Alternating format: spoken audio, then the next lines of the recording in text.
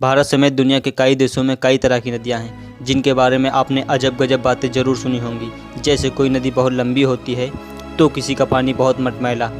इन सभी नदियों में सूर्योदय से पहले गर्म और सूर्योदय के बाद ठंडा पानी मिलता है। लेकिन इस दुनिया में एक ऐसी अनोखी नदी भी है जिसमें 24 घंटे और साल के 365 दिन उबलता हुआ पानी बहता है, जिसको बॉइलिंग रिवर के नाम से जाना जाता है। हेलो दोस्तों, मेरा नाम करण, हमारे YouTube channel world of Shankara में आपका स्वागत है। तो चलिए दोस्तों, जानते हैं इस बॉइलिंग रिवर के बारे में।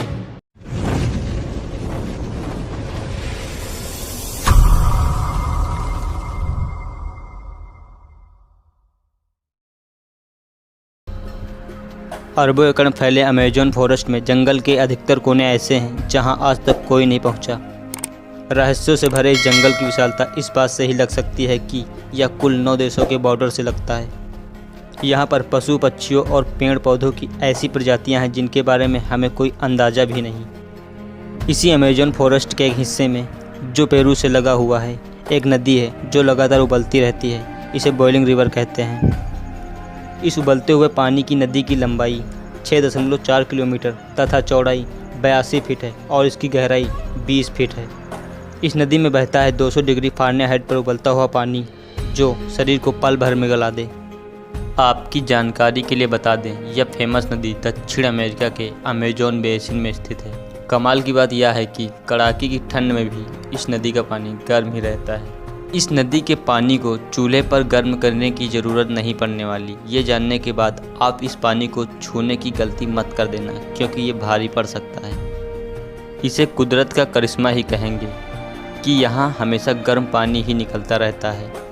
नदी के कुंड की बात करें तो वहाँ का पानी सबसे ज़्यादा गर्म होता है। इसके करीब जाना कई बार मुश्किल हो जाता है, क्योंकि नदी के आसपास भाप उड़ती दिखती है। कई बार भाप इतनी हो जाती है कि विजुअलिटी बहुत कम हो जाती है। ऐसे में हादसे के खतरे कहीं अधिक बढ़ जाते हैं। इसलिए जो भी इंसान इस जगह से वाकिफ़ नहीं है, उसके लिए यहाँ जाना मौत के मुँह में जाने के बराबर है। इस नदी की खोज भूवैज्ञानिक आंद्रे रूजो ने साल 2011 में की थी। आंद्रे रूजो ने इस नदी को खोजने में काफ़ी मेहनत की। दरअसल आंद्रे बचपन में अपने दादा से उबलने वाली नदी की कहानी सुनते आए थे। वैज्ञानिक दिमाग वाले आंद्रे को यकीन था, अगर लोक कथा में इसका जिक्र है तो ऐसी नदी वास्तव में भी होगी। भूवैज्ञानिक बनने पर आंद्रे ने इसकी तहकीकात शुरू की। नदी की खोज में निकलने से पहले वैज्ञानिकों ने उन्हें आगाह किया कि अमेजन फॉरेस्ट में ऐसी कोई नदी नहीं हो सकती, क्योंकि वो किसी भी जिंदा ज्वालामुखी से दूर है और कोई भी वॉल्केनिक एक्टिविटी भी नहीं देखी गई। इसके बाद आंद्रे खोज के लिए निकल पड़े। तब वे टेक्सास यूनिवर्सिटी में पीएचडी कर रहे थे। ये साल 2011 की घटना है। अमेजन फॉरेस्ट के भीतर की ओर जाते हुए आंद्रे ने खुद को तैयार कर लिया कि उन्हें ज़्यादा से ज़्यादा गर्म पानी का सोंच जरूर दिखाई देगा। लेकिन हुआ इसके विपरीत। पेरू से जुड़े हुए अमेजन फॉरेस्ट में आंद्रे को उबलती हुई नदी मिली। लगभग 4 मील तक फैली इस नदी के आसपास पेरू की जनजाति की बसाहट है, जो इस नदी को पवित्र नदी मानते हैं। इस नदी का पानी इतना गर्म है कि आंद्रे ने अपने सामने ही कई जानवरों को इस नदी में उबलते हुए देखा।